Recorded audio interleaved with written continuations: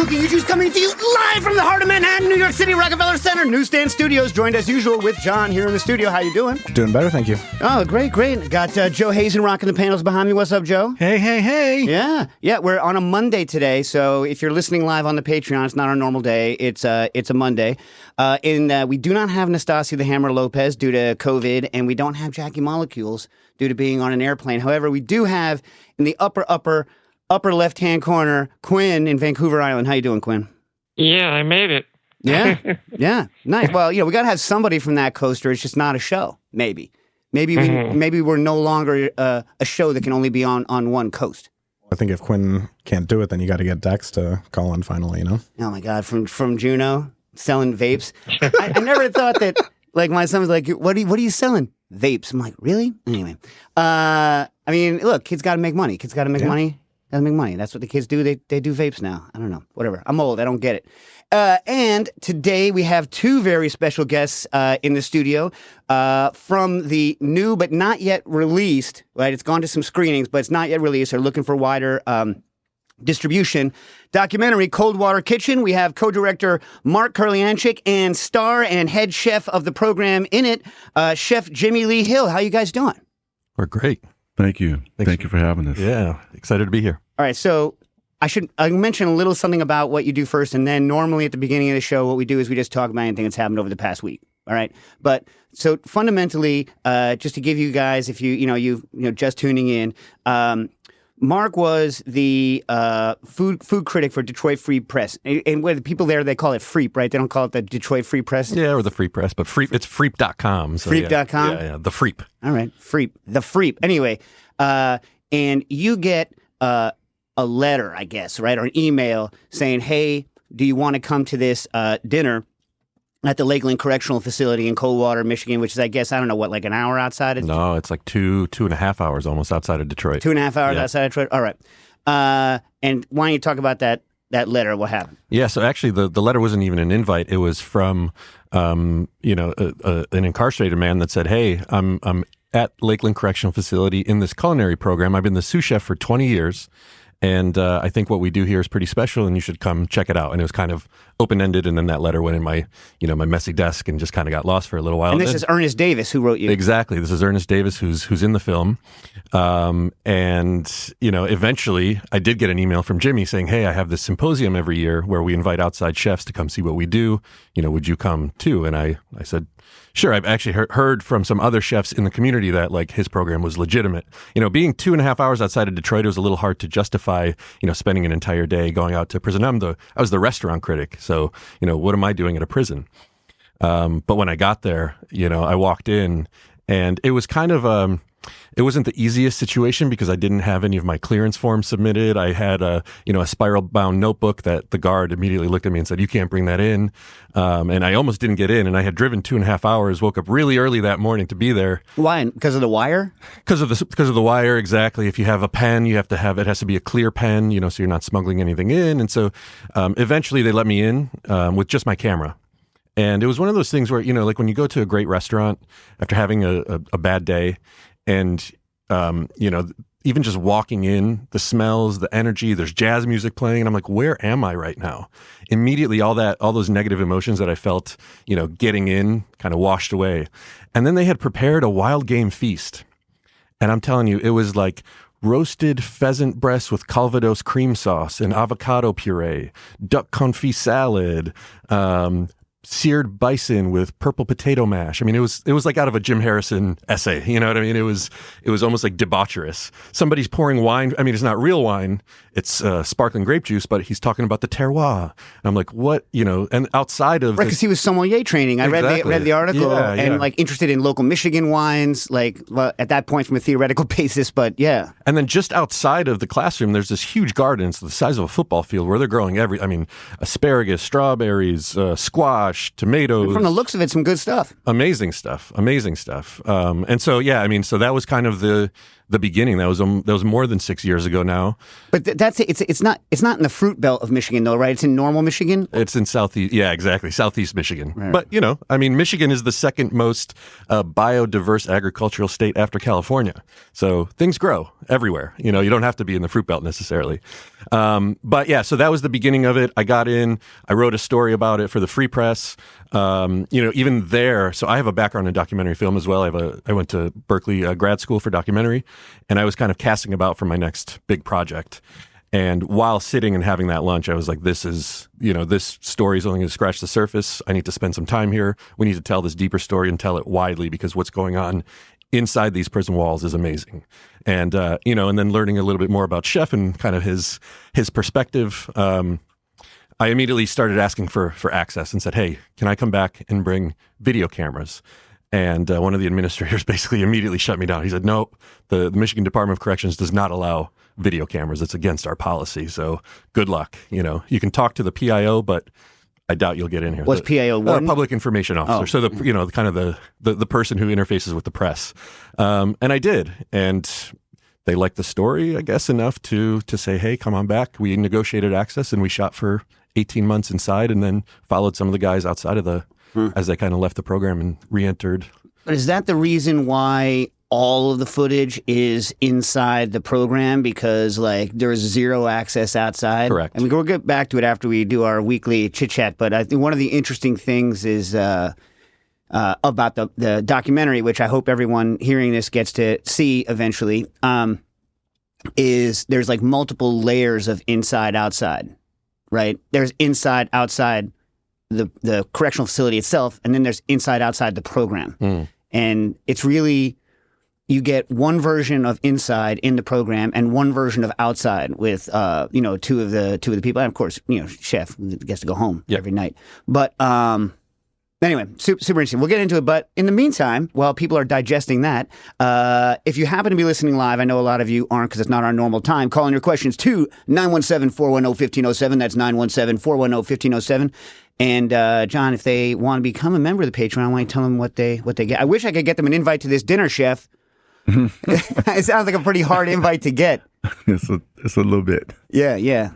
But go check out patreon.com/cookingissues. There's a bunch of different membership levels. At each membership level, you get a bunch of awesome perks, access to our Discord, access to interesting 3D files that Dave puts out, just a whole bunch of great things. So yeah, patreon.com/cookingissues. If you happen to want or need 3D files of giant jiggers. Exactly. Anyway, all right. Anyone got anything good over the week? I know you guys have been kind of not on your home turf, but maybe you've eaten at some good restaurants. You can talk about anything. Anything? Well, we had a brunch yesterday at the Platform by JBF. Yeah. So that was pretty cool. We screened some clips from the film, had a nice conversation. Then it was in partnership with Down North Pizza out of Philly. I don't know if you guys are familiar with them, but right? they only. Their entire staff is formerly incarcerated folks, and so it's kind of a social enterprise, but it's a for-profit entity, and they train folks who've come out of prison, and and they make some pretty amazing Detroit-inspired pizza is how they kind of couch it.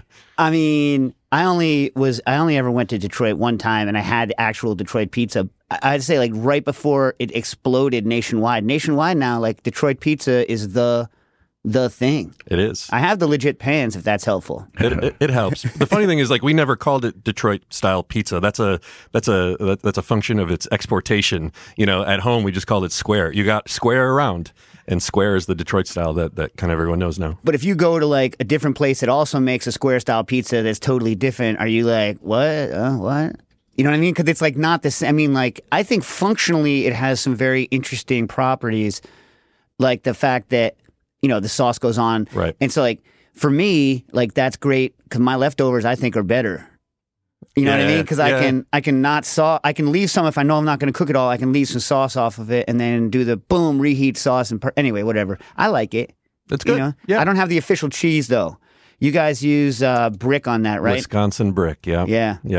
But that's okay. You can, we don't have to be dogmatic about it. You can expand a little bit and interpret and reinvent. But you get to be dogmatic. That's the thing. If you're from an area where something is made, you're the ones who get to be dogmatic. I'll say this. In Detroit, there's an amazing pizza place called Amar, and they're Bangladeshi. So it's a Bengali-owned pizzeria that does Detroit style, but they'll put like this fermented fish paste on top. It's really spicy. Ooh. Or ghost pepper. It's so it uses like Bengali ingredients on Detroit style, and to me, that's almost the epitome of Detroit style now, because you're taking, that style that we've known since 1946, and now you're adding on this layer of immigration and culture and really kind of mixing it up and turning it into something even better than the original. Yeah, wow. Dare I say. I'll try that. People are real pizza aficionados, which I know many are horrified whenever they eat pizza with me because I always put salad on top. For the past 10, 15 years, I'm like, I just want salad on my pizza, That's a good move. Yeah. Yeah, we approve. Yeah, all right. Yeah. It's fine. All right, so you were at the James Beard Foundation. Is Kate still there from formerly MoFed? No, not anymore. All right. But Sari's there. Sari. Yes, but she does the Platform 57, I think. Mostly. That's where we were. That's where. Oh, right. Yeah, sorry. Yes. Yeah, she's good people. Yeah, she's great people, Yeah, so that's good. Yeah, and you Sari are going to Cameron. do a screening at MoFed, right? At IFC tonight. IFC with MoFed? With MoFed, yeah. Oh, man, I wish I could go. I'm opening a bar now. And so, like, good every square second, every whatever is either that or like I'm being torn every which way. Well, So, you've seen the film too, so I mean, I have. you can let somebody else take your place. ding ding. But I think anyone should go to see it. And we'll talk about it in a minute. What about you, John? Oh, I served your fantastic mustard. You guys ever been to Ghent, Belgium? No. Sir. Oh my God! So like everyone who listens to the show knows that the best mustard in the world comes from Ghent. So John brings me like some of this like fancy mustard that no metal's allowed to touch ever. I'm Belgian, too. So Yeah. Oh my God! So the guys I'm opening the bar with, Fabulous and Jeremiah. So Jeremiah, I'm like talking about you. He's like, "Who are you talking about? Who's John?" And he's like, "Oh, you mean Jean?" I'm like, "Yo, he goes by John when he's in Belgium. Then he's Jean, but here he calls himself John, dude. Like pronounce shame me. You know what I mean? Yeah. Like I work with the guy. You know what I mean?" Anyways, so like I got to serve someone that mustard for the first time in their lives yesterday, and that's always a treat. It is. What do they think? Oh, they loved it. First of all, I told them, you know how when you serve something for the first time, you tell people the story because you got to build it up. I'm like, lady doesn't let you go downstairs. Lady doesn't let any metal touch her mustard. Lady has a special wooden and stone grinder, and a special wooden tub and a wooden ladle that's 100 years old. She ladles it in. Metal never touches. She gets mad at you if you don't use refrigeration. She will not ship. All this like stuff. Like, oh my God! And then I cut him a giant slice of liverwurst. Put it on some bread I've just made, and then whoosh, the mustard. They're sold. They want to go to Ghent now. Good. They should. Yeah. Awesome. Is it I'm glad spicy? they liked it. Very sharp. Yeah, good. Yeah, it's no inclusion. So like much like John here, he likes things that are like, so it's like a lot of the mustards that we get, they're like, well, I have to add this or I have to add that, or this is like vinegar, salt, mustard seed, water. Period. Yeah. It looks like a thin looks like tahini.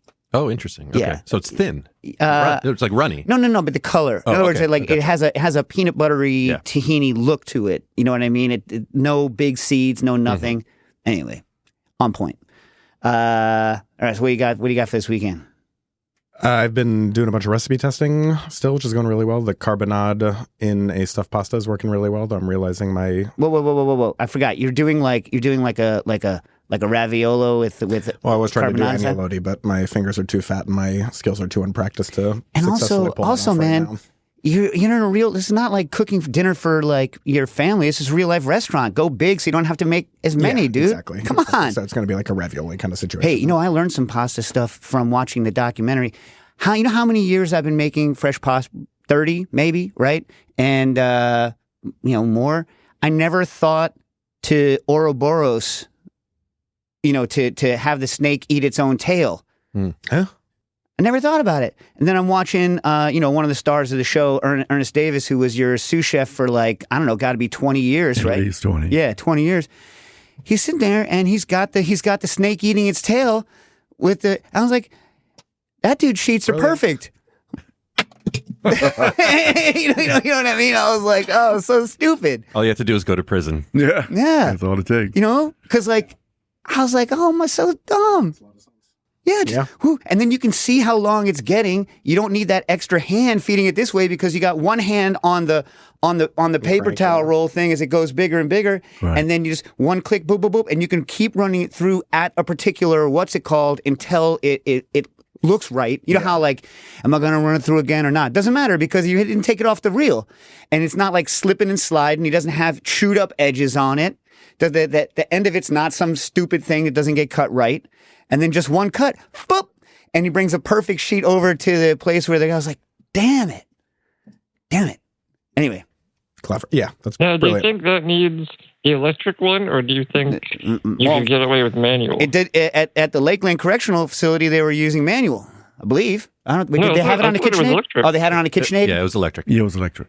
You could do it manually because it only takes one hand. If you have two hands, you could do it one-handed that way. I can never do it one-handed because I'm always have one hand on the crank, and then I can either guide in or I can guide out, but I can't do both. On here, you can do.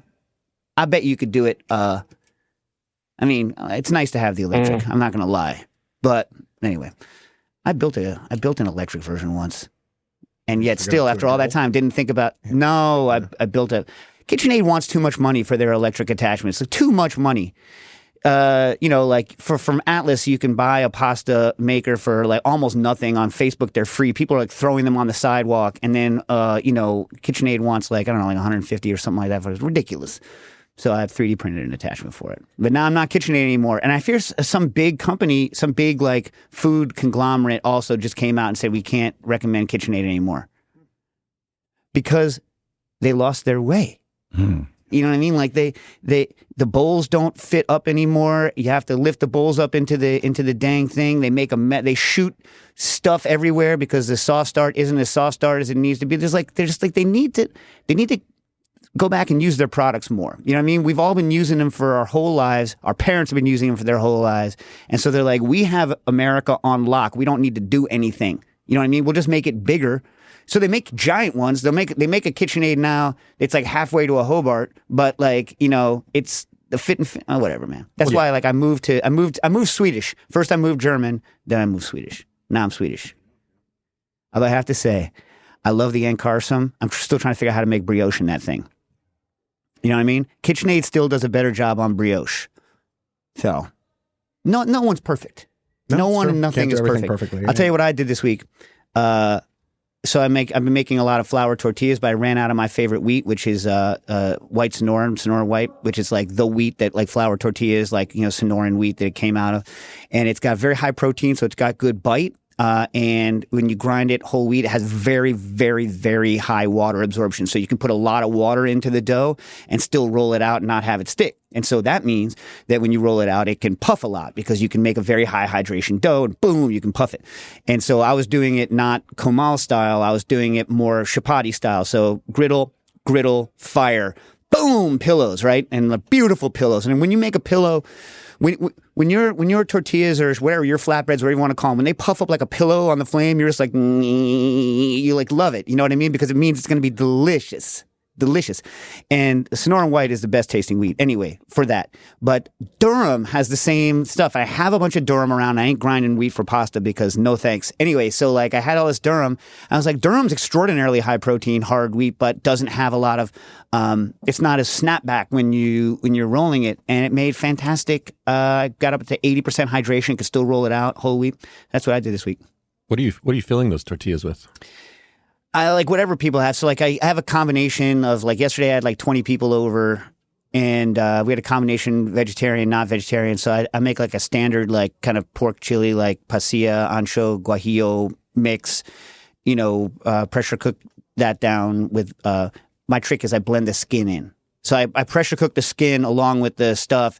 And then when I pull the pork out to shred it up, I take the leftovers and boom, blend the skin in so that when it gets cold, it's like a ping pong ball, boom, boom. But it's like, very, and then I also do a chili bean thing. And then like, that's what people like. That's what they want at my house. Yeah, anyway. I want it right now. Yeah. All right, Quinn, you got anything before we go on to the documentary? I didn't do too much this week. We did some deep frying over the weekend. Oh, yeah? I did like a sort of Scottish style chip shop dinner. So we did beer battered haggis and then halibut. And I did play around with that stabilized vinegar idea that we talked about. But you want it from, soupy. You want it Russian. you don't want it like spreadable. You want it soupy. I want syrupy. Okay, how'd it work out? Good. Again, I overdid it at first, and it was actually probably what you would have wanted, and then I just eyeballed a little bit of vinegar. Whoa. So I posted... Hold up. It's not what I want. I don't want it to be made spreadable with the stuff you were using, man. I want it to be made spreadable as a fluid gel, not... I'm talking about... Okay, I think it was the texture you would have gone for. Okay. Like hair gel / snot? Yeah. Yeah. That's not what I'm going for. I'm not going for hair gel snot. But, Well, you know what I mean. Yeah, all right. And then I added a little vinegar, got it to where I liked it, and it worked out pretty good. So I need to do a second pass to see if I can, like, nail down the ratios first thing. You didn't fry Mars bars? No fried Mars bars? Not really Scottish then. We actually did fried Kit Kat yesterday. Okay. We were going to do the dinner and dessert all at once, but, we just sort of ran out of steam. Yeah. What you need to do is buy that Belgian fryer like I told you to that is 3,000 watts. I know. And then take the 220, get someone to run 220 from the laundry room into where you are so you can fry the way that you're intended to fry. That's what I'm doing. By the way, people, just so you know, I haven't had time because I got the book, I got the bar, but I got the 2 heating elements in, and I'm going to convert my countertop fryer to be 3,000 watts so I can fry just like any basic idiot European person can fry with more power. Anyway. Okay. Briefly, tell me about your haggis. Oats? Did you get lungs? Can you buy lungs there? We bought the haggis. Oh, come on, man. So I don't know. It came in a can. It was decent. It came in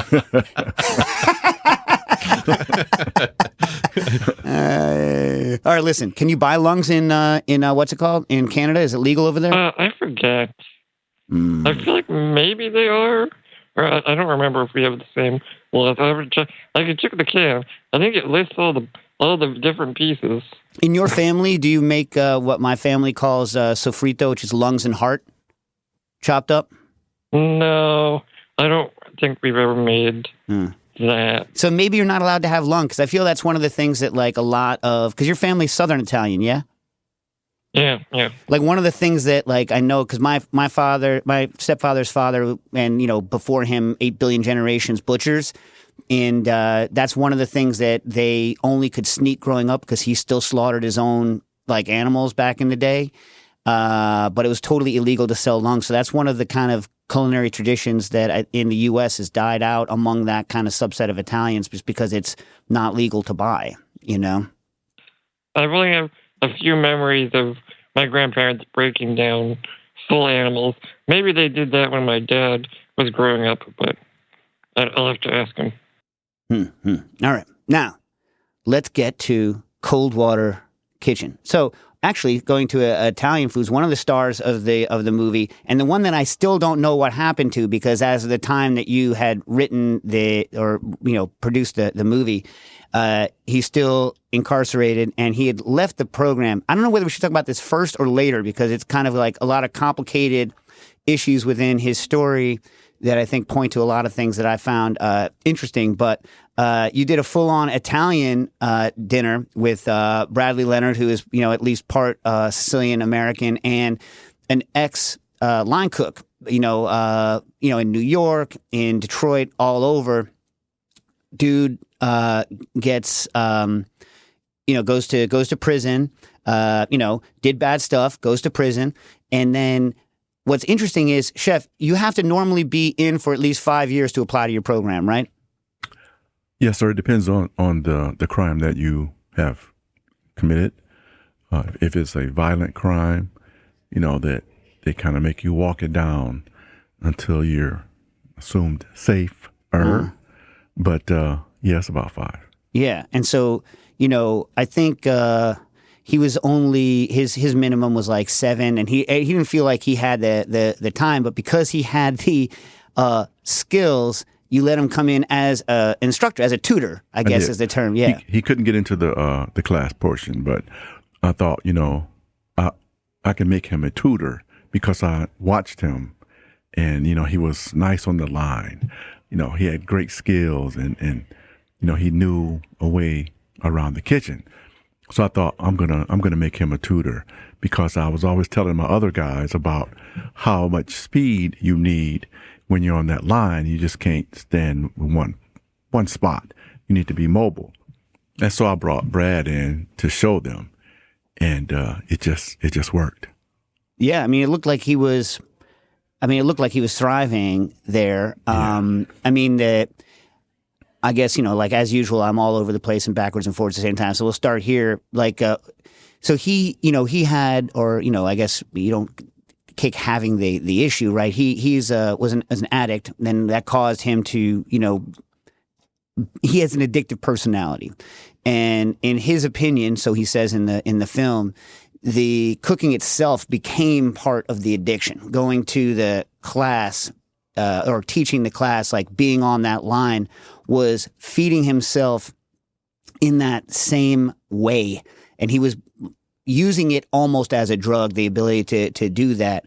And is that something that was unique to him, or is that something that you have to deal with all the time? You're providing something that's kind of so much outside the general, like, daily life of the other people who are incarcerated there.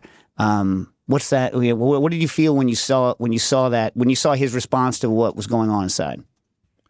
Well, I thought that, he needed to be in that comfort zone, because that's what he was used to in terms of the working in the kitchen. And so we tried to keep him really motivated, tried to keep him in terms of teaching the students about the use of the herbs, because we have an herb garden outside and we have all these different herbs. And so we would go out and have tastings. And so he would take out 4 or 5 guys in a group and pick a piece of maybe chive and explain about the chive and the family that is a part of, and then also the blossom. And a lot of guys didn't know that you could eat that blossom. And so once they tasted it, it was, so had that onion flavor. And they really did look up at Brad, because he knew a lot about, just various items in the food world. So he needed to be there, because that kept his level of comfort was better there. Yeah, and for those of you that haven't seen it, which is most of you got to go see it. Like, they're not cooking trash food. Like, like they're cooking like good food. You know what I mean? Like, I'm talking not just good food, like food that like a lot of Americans haven't cooked, period. Like, they're doing rabbits, they're doing whole rabbits, like stewing them down. They're like showing them how to cook shock, break down lobsters. They're showing like, all sorts of like, because the goal, right, isn't to just teach someone how to cook. It's that they can have a job in like a good restaurant. So yes, sir. That you need, in other words, like, and it intimates, doesn't go too deep into it on this, but it intimates that some people are like, well, why do you need to spend this kind of money on these folks with all this good food? And, a lot of people can't afford this kind of good food. And I think, you make a very, I think, clear point that, like, what are we supposed to do? I can't teach them how to be a restaurant cook with trash. You know what I mean?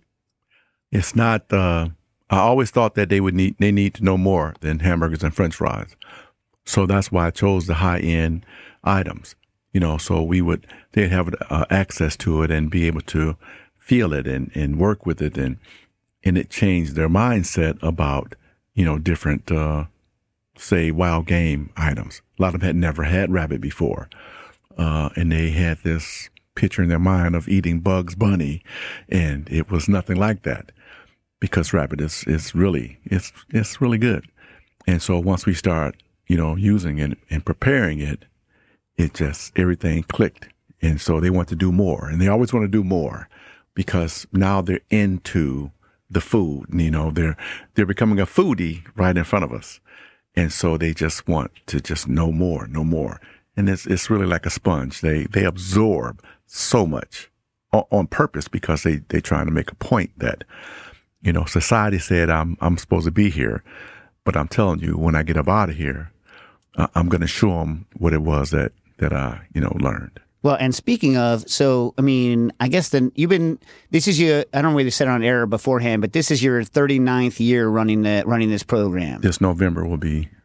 Right. So you're not, this isn't something that you just tested out yesterday and you don't know whether it works or not. Yes, sir. Yeah. And I looked at the numbers, and the recidivism rate in your program is not only 3.5 times lower than the recidivism rate for that correctional facility in general, but like even much, much lower than Michigan in general. You're at like 6%, which is crazy. Crazy. I mean, crazy good numbers. So that's got to be gratifying. And like other than just you being able to run that program, what is it about cooking you think that helps that? Or is it, and by the way, I'll load this as a front, so you feel free to talk a long time with the answer, because one of the other issues, I felt like I was like, my mom had this same problem. No one wants you to retire. And all of everything it says, oh, man, he's going to retire soon. He's been doing it for 39 years. No one wants you to retire because no one thinks that someone can fill that hole. My mom was the same way, right? She had we're all replaceable because we all die and the world goes on, right? But some people fill a niche that's harder to immediately fill than others. So you gotta feel that. So how much of it's cooking? How much do you think you can pass on to the next person, and go for it? I won't be able to pass on to the next person because it's a civil service job. And so it's an interview process. And so I won't be on that interview panel because I will be gone. And so it's up to someone else. That's so to dumb. Look at it and go, okay, I think this guy could fill that slot. Oh, man. That's so rough. That's so anti-cooking. You know what I mean? It's like, it's because you're clearly very cooking, hospitality-minded, family-minded, which is, I think, I think most really good cooks are in some way or another. You know what I mean? And it just seems a bizarre way to come up with the person who's going to fill the shoes, right? No? It's very bureaucratic. I mean, it is the Michigan Department of Corrections at the end of the day. I mean, Chef, I know that you're employed by them, so you can't say anything one way or the other, but here's another one that maybe you can comment on, Chef, maybe you can't. One of the main things I learned in this film, and they mention it several times. John, I know, have you watched the film yet? Yeah. I think most people will be shocked by this. So I'll give you an example. Ernest Davis, the person who was Chef Hill's sous chef for 20 years, and, like you see him, he's like working. He's the guy that taught me that I could, snake eating its own tail, the pasta sheet.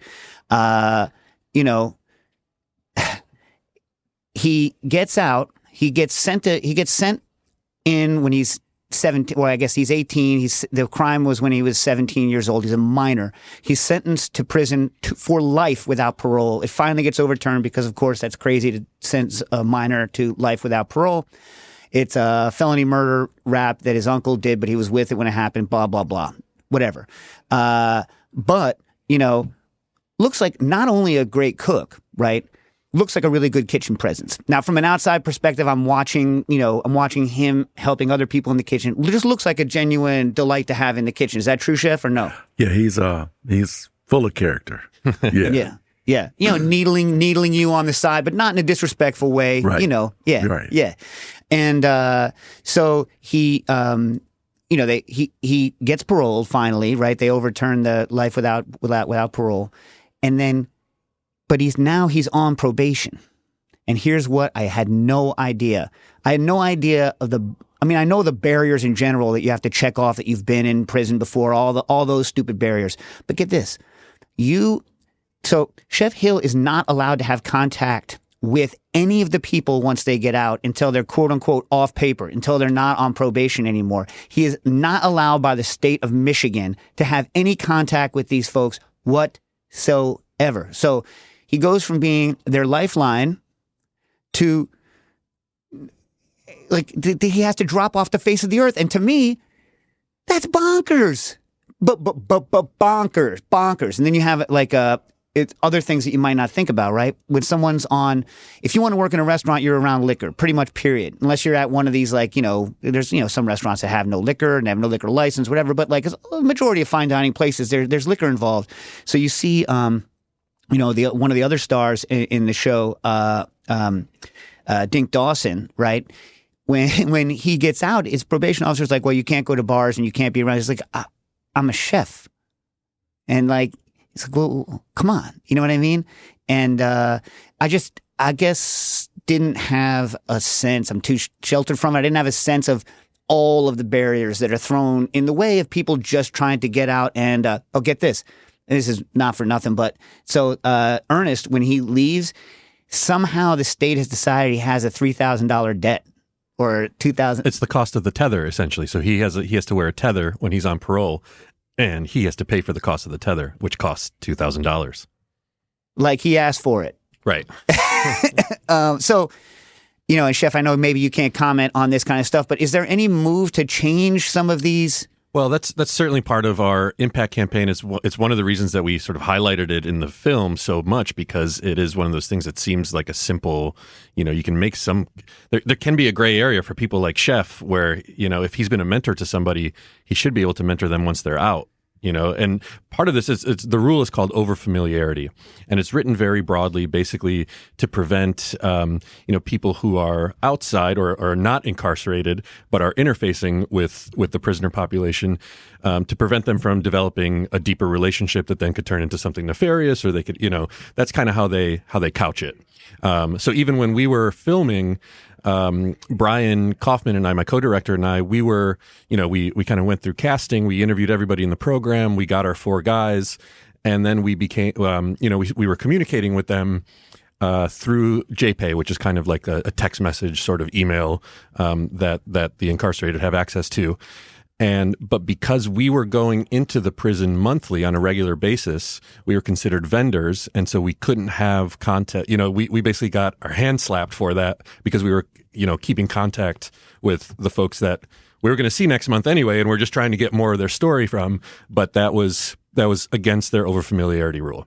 So, you know, we're really trying to make, I'm glad that you brought it up and that it resonated so much, because I think that we can put a little bit of pressure on the MDOC to at least, you know, put a little asterisk next to that for cases like Jimmy's where contact could be very helpful to these folks as they reenter society. I mean, I'm sure it's the same for everything. I'm sure it's the same for everything everywhere, but I know mainly cooks and bar people, and we're a mentor-driven profession. You know what I mean? So, you know, it's got to hurt. I mean, they know it's not your fault, Chef. Obviously, they know you can't do anything about it, but still, it's got to freaking hurt on both sides. You know what I mean? Yeah. That Ernest had a 4-year tail. That means he had 4 years once he got out before he could, you know, have access, and so it was a long time. But you know, we do what we're supposed to do. To make sure that nobody gets violated, him and or me. Yeah. So it just you wait the time out, and then you pick up. Right. I mean, it seems like some people are somewhat compassionate. Like Dink Dawson said that like a friend of his called who was inside and, you know, really needed some support. And so he's like, I gave the guy support because he needed some help that day. And somehow my probation officer didn't find out about it. But thank goodness they didn't violate me. Yeah. You know what I mean? But well, this is a common rule. This isn't just in Michigan. Yesterday on the panel, the founder of Down North was talking about how a lot of his guys are on probation when they're working.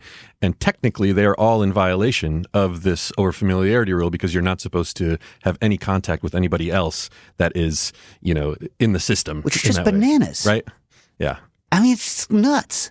You know, first of all, like, I mean, it just seems strange that somehow, I mean, whatever. Again, just naivete, not knowing a lot about the way that the system works. But the fact that you are held somehow to an incredibly higher standard than the average person for, you know, while you're trying to get a job and get back on your feet just seems counterproductive. The whole recidivism thing, you know, and again, I hate to keep quoting him, but the founder of Down North yesterday was talking about how recidivism actually benefits the state. You know, there are these prisons that operate and they make revenue based on bodies, and there are cells to fill.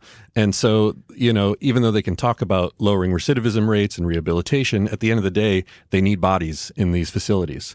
And so, you know, those barriers are erected to ensure that those bodies do come back.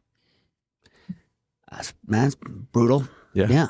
I mean, it is. It's a brutal system. That's all I can say about that. So, talk to me about some of these people. Where's Ernest cooking today? He just got a job. He's in Benton Harbor. So actually, Ernest is with us here. He's somewhere roaming Manhattan right now. Really nice.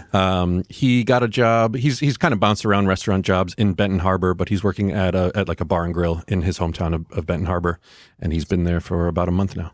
He didn't get that place that he was looking at that was for rent. Not that one. He did try to open one, a few months back, but the cost of that is nuts. exorbitant. I mean, so believe me, yeah. I think especially in the program too. Somebody in his state where he's been locked up for 35 years.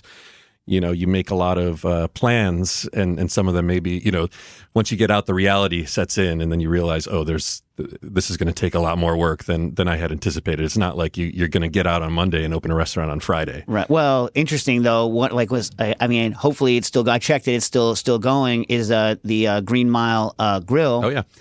Started as Trap Kitchen, and he got sued by someone in threatened with a lawsuit. Yeah, I'm in California. Well, he had a really good attitude about it. He's like, I don't care, I'll use a different name anyway. Yeah. Anyway, so he gets a job at a good place, and he's actually pretty politically nice, right? In the doc, feels like he's accused of stealing something at the restaurant, and feels like they could go to his probation officer and use it as a lever against him. Exactly. And so then has to quit. I'm sure this happens a lot. Well, that's the vulnerability, right? It's like if you get out and then, you're working with somebody that you don't get along with, all it takes for them is to accuse you of something, for the parole officer to get involved, and then all of a sudden you're on trial again, and so that even just that status makes you so vulnerable in these spaces where you're interacting with all kinds of different people who may have, different motives of their own. Yeah, but then so he was then able to open his own place with his daughter. His daughter is his sous chef,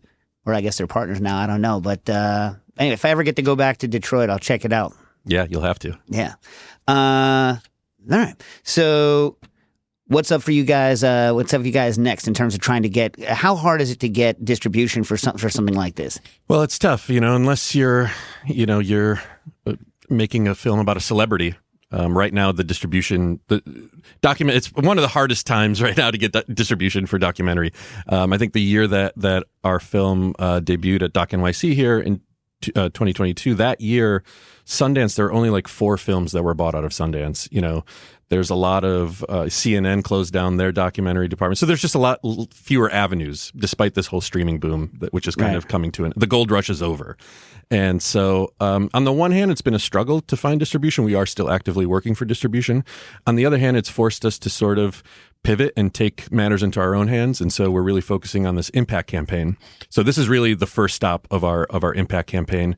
We've got some funding from the Michigan Justice Fund, always looking for more funds, but essentially we're going to be taking the film and doing these kind of dinner and a movie events in 12 different cities all around the country. The next one is in Lansing because there's a big political convening, and we want to get this in front of legislators as well, so that they can understand these issues in a way that maybe they didn't before, because hopefully it humanizes them and makes you aware of things that as you said, you didn't even know because you weren't thinking about them. Right, but who makes these policies? Like, in other words, is this just administrative policy, or is this a legislative policy? That's a good question. Legislator? Yeah, okay. So it is legislative. All right, so then it's going to be like molasses. Yeah. Yeah, the wheels of justice grind slow and all that. Yeah. But so anyway, so we're taking the film on the road across America, and we also got word that the film was selected by the American Film Showcase. And what that means is that next year, it's actually it's part of the U.S. State Department's one-on-one diplomacy efforts. So next year, we will be taking the film all over the world to embassies all around the world that want to basically have discussions around the themes that the film brings up. So, even though it's not widely available yet, to stream on Hulu or whatever, we hope that's where it's going to end up. But we have a very long tail at this point. Specifically there? Is that why you mentioned No. I mean, any streamer's fine. Hey, PBS, HBO, hi. Yeah. Well, yeah. I guess it's like, you're right. It's so weird. Like, I don't really understand the economics of it. Like, you've already made the film. You know what I mean? Yeah. The world is a weird place. Well, and the thing that we've been able to see though is the way that the audience responds to this. So, on the flip side, it's nice that it wasn't just picked up by Netflix and then streamed and then forgotten the next week. We've actually been able to take this and take it to places all around the country, in front of audiences who respond in person, oftentimes by folks who've been affected by the carceral system or people who have the power to change it, and that's been kind of more heartening. As a filmmaker, one of my favorite things is sitting in a theater full of people who've never seen the film before and just experience their emotional response to the film through osmosis. That's the whole gig right there is seeing it on the big screen with an audience. And so we've been able to do that over and over and over again. And if this tour lasts, longer at the expense of wider distribution, I'm perfectly happy with that. Hey, Chef, who's minding the kitchen while you're here in New York? No one. Yeah, they, it's a class that is run by me. And so when I'm not there, there's no class that day, or in this case, 2 or 3 days. But they look forward to class time because, not only does it bring them back to class to where it's more of a comfort, it's like being in prison, away from prison. That's how I set it up. So you could come in and have a clear thought pattern, and things are going on outside on the yard. But it's hard to really think clearly out there. So when you come to class, the setting is like, warm colors, and, in the morning we play like, worship music, and in the afternoon it's jazz. So they get a chance to clear their head, do what they're supposed to do bookwork wise, but also try to think about those problems that are going on outside of the fence at home that they can't put their hands on, but they can have a clear path to think, some things out, and then call home and say, hey, well, you should probably do this, or make sure that, she doesn't do this. And so that's how it's set up. So they look forward to those class days. Can you talk a little bit, because I know, like I said before, there's kind of multiple insides and outsides in the in the documentary. It's alluded to a lot that sometimes people in the program take flack once they get outside of the program into the kind of the wherever their cell is or whether the general population is. So, what are the main pressures that they're feeling when they leave the classroom and go back at the end of the day? Food. Everybody wants to be in that class and or get something out of the class. And food is it's a money maker, so there's always some type of pressure on somebody that's in the class to say, hey, won't you bring me some of those eggs? Or, I heard y'all having chicken next week. So, let me get, 2 or 3 pieces of that chicken. And, they'll try to flip that 2 or 3 pieces of chicken into 4 or 5 bags of instant coffee or whatever the going rate is out there on the yard. So that's the pressure part for the students. Some cave in, a lot of them don't, because they know that they could mess it up for the rest of the class. It seems like it's like a higher stakes version of what happens in a regular restaurant. People skim, people steal, people, eat, they take stuff that they shouldn't, get fired or whatever. But I don't know, it's just, the stakes seem so much like are spoilers okay a little bit? It's not a spoiler, but somebody steals one of the pieces of silverware. Not silverware, they're plastic or whatever. But steals one, and they end up doing something bad with it. Not terrible, but they turn it into a weapon fundamentally. And you have this several conversations about it. I think I don't know whether the second conversation about someone stealing from you is the same conversation or not, but it's I just felt higher stakes then, because I've had these conversations with people at the bar, people at the restaurant, but it just seems so much more hardcore because I feel like at any minute someone could be like, no, we can't do this anymore. You know what I mean? It is high. That's prison for you, though. It's life or death sometimes, And as Brad so pointedly says at the beginning of the film, food is money in prison. And so, when you have money, you're walking around the yard or access to that money, you become a target. Yeah, he's an interesting character, right? He's like, I have no gang affiliations, which hurts him. Yeah, he's, he's compelling. Sometimes he's honest, but he tells you he's a liar. Yeah. You know what I mean? Yeah. It's he's also a quote machine. I mean, we had to unfortunately leave a lot of his best, not best. I think we kept some of the best quotes, but he's just so cogent in his sort of thinking and the way that he can kind of be incisive and sum things up in metaphor. I mean, he's kind of poetic in a way. And that's why, when we sat, the process of the film, we sat everybody in the classroom. So it was 50 students at the time when we got in there, everybody in the classroom down one by one and did it, one-on-one interviews with them to sort of cast for our main characters. And with Brad, it was instant. It was just, he kind of started talking, and then I think most of what he said in that first interview actually made it into the film because he was just so pointed and honest, but then you also knew that he wasn't being fully honest, but also that could be because of his situation. Obviously, when you're dealing with incarcerated folks, there's a lot of things that they can't say because and he's still incarcerated. And so he's eligible this year though, right? Well, Brad's journey has been a little rough since he's left Coldwater. He's been bounced around from facility to facility. He's been attacked pretty brutally a number of times. He's survived those attacks, thankfully. And he was eligible for parole in February, this past February. Mm-hmm. And the parole board hearing went great. But unfortunately he was tossed from, so you have to take a class. If your crime or your offense has something to do with drugs or alcohol, you have to take this class. And it's basically like an alcohol and substance abuse and trauma treatment class. And Brad was tossed from that class twice now. And so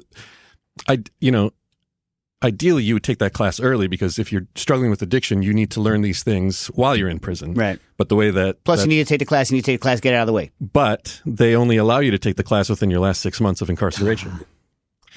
And so he struggled with that class. I mean, part of it too is that it's a group trauma class where you have to be very open and candid about your traumas.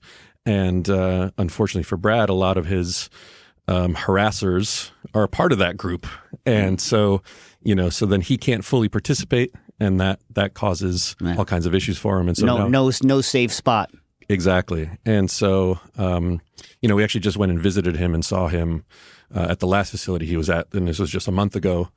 And he had a light at the end of the tunnel. He had that February date, and now he feels like there is no light. What is it, once a year? The parole board is once a year, but it's not even the parole board isn't the issue. It's he has to finish this class. Right. But his sentence could be quite long, right? Wasn't it like 7 to 30 or something crazy? Yeah, the maximum is 30. So he's past his minimum now. February would have been his minimum. And the sad thing is he just really needs help, not punishment. Mm-hmm. He's not a danger to society. He's not a dangerous individual. He just struggles very deeply with addiction. And he wants all he wants to do is overcome it. But as he says in the film, like throwing an addict into a system like prison is like throwing a rabbit into a wolf's den, expecting him to be able to run faster. And it just doesn't work. And so he's really struggled. And we're hoping that things turn around for him. Yeah. I won't, his scenes, there's a big dramatic arc in it, so I won't go into those. You have to watch the movie to see. But one of the funny scenes I will say though is, so you have two main big, meals that outsiders are allowed to go to, right? Yes, sir. Yeah. So the one, you decide to allow, Bradley to do, Italian. Yeah. And he's testing out the dishes. And so, he does this they totally clean squid body stuffed, the toothpick, pan. And he's coming out and he's doing the plate and he has this sauce that he brushes around the plate. And Chef's like, I don't like it. And you know what, Chef? I totally agree with you. You're like, I look at this looks like dirt. I was like, look dirty. It looks dirty. Looks like dirt. That I did not like that plating either. He ended up with a variation on it with just one line, but not the other one looked like you rimmed the plate in filth. Yeah. And that was the that was the give and take. I was like, you know what, man, I just, this plate looks dirty to me. And he said, well, I like it. I said, well, you know what? That's your child. And, hard-head Fred, he had to have it his way.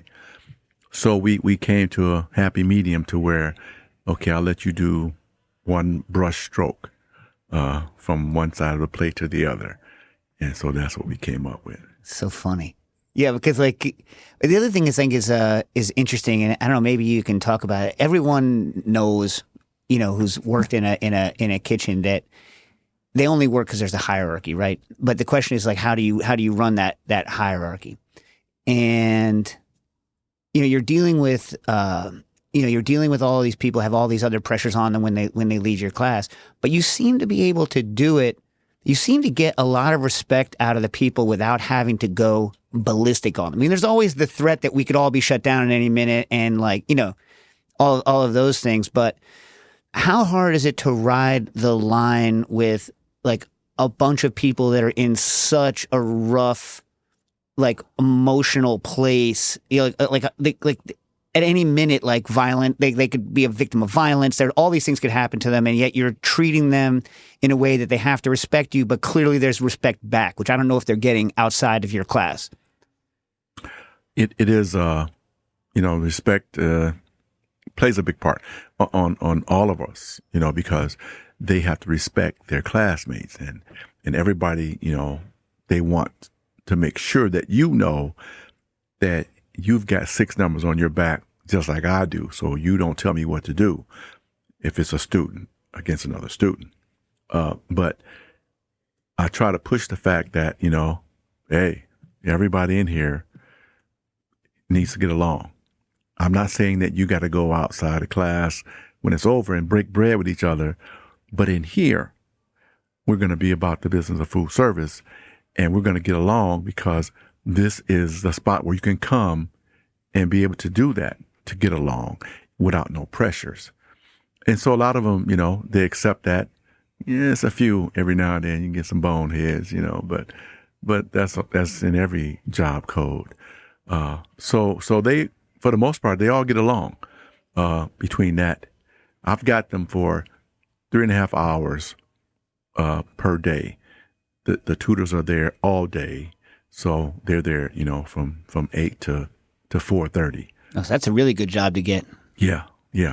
So, and the tutors, they make sure that, these guys follow, protocol and everything. And because no one wants to get it messed up for everybody else. Yeah, Jimmy's created a sanctuary in a chaotic and violent place, and I think that the folks that are in the program respect that and know that, if they messed it up, then that sanctuary is gone, and then they have no sanctuary to go to. Yeah, that means we have 2 minutes left. Man, yeah. So, in case I forget to say it again, the documentary is Coldwater Kitchen, and hopefully soon streaming at a place near you. Where are you going to have screenings after New York City? So Lansing, Michigan comes next. We're going to be in LA in the fall. I think there's some other things happening that we're still kind of figuring out the details, but I know we'll be in LA in October for sure. And where should they go? Where should they go to find more? I know you're Kurlyandchik on the Instagram. Yep. What about you, Chef? What's your Instagram? You do that? At Jimmy Lee Tebow Hill. No, at Jimmy Lee Tebow. At Jimmy Lee Tebow on Instagram? Coldwater Kitchen Documentary is the Instagram handle, and then the website is coldwaterkitchen.film. You can go there, sign up for the newsletter, and stay updated on all the latest. And by the way, we have another connection. One of your producers is Desiree Vincent Levy, who's on the board of MoFad. That's right. Museum of Food and Drink, where you guys are doing your thing, or with whom you're doing your thing tonight. So we're super excited to have you on. One thing, how much time do I have left? 51 seconds? So another thing I thought was interesting, I usually end on something stupid, so I don't know why I'm ending on something emotional, but like, I thought one of the roughest moments is when, Chef, you're like, I have to come here and kind of be this mentor to all of you, when in reality, a lot of times I am miserable. I am beat down. And so like that moment when like, it's like this like weight, and like, I'm just thinking like anyone who runs a kitchen, there's a lot of weight on them. But for you, I mean, it's like 3-4 times that weight. it's got to be bananas to do it for 39 years. So what are you thinking? How much more can you take? You know, I think I got a couple more in me. Yeah. Yeah, but it's just anyway, I was thinking of that what's that song? Anyway, the idea to have to go to do that, and there's like there's a bunch of moments like that. I think everyone should go see the film. I'm not going to give you not going to give you everything, because if I gave you everything, you wouldn't have to go see it. But anyway, folks, thanks so much for coming on. Thanks for having us. It's been a pleasure. Someday I want to get an invite to come out to one of those dinners. Yes, sir. All right, Cooking Issues.